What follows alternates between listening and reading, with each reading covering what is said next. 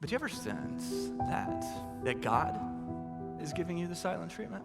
You ask him for help. God, would you please help us? God, just tell us what to do. We need some direction here. Silence.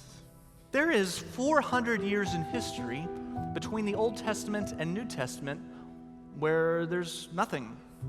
It's called the 400 years of silence, this intertestamental period. 400 years of silence where there's no word from the Lord and there's no prophet from God with a word from God. Just 400 years of silence. What do you do when it feels like God is giving you the silent treatment? In the silence, God still keeps his promises. God keeps his promises. We say to God, God, why don't you say something? But the truth is, God has already said something to us.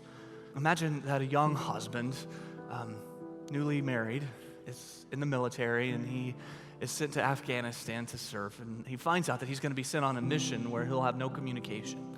And so he lets his wife know, hey, in a few weeks, I'm going to be on this mission, and there's going to be no Skype and no email and no phone calls, no incoming or outgoing mail.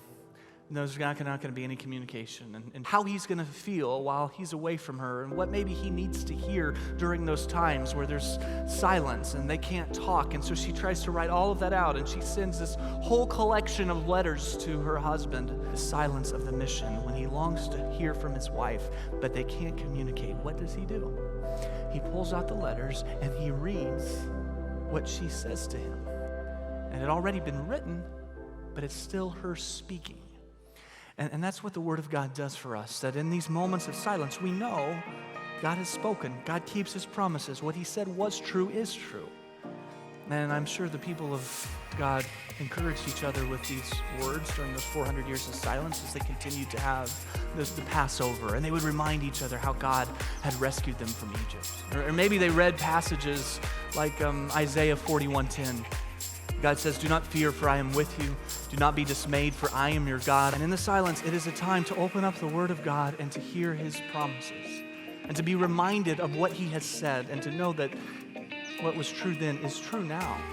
He has spoken, that there will be a day, and it's coming. So there's a promise where he will wipe away every tear from their eyes, and there'll be no more death and mourning, crying, or pain, for the old order of things has passed away.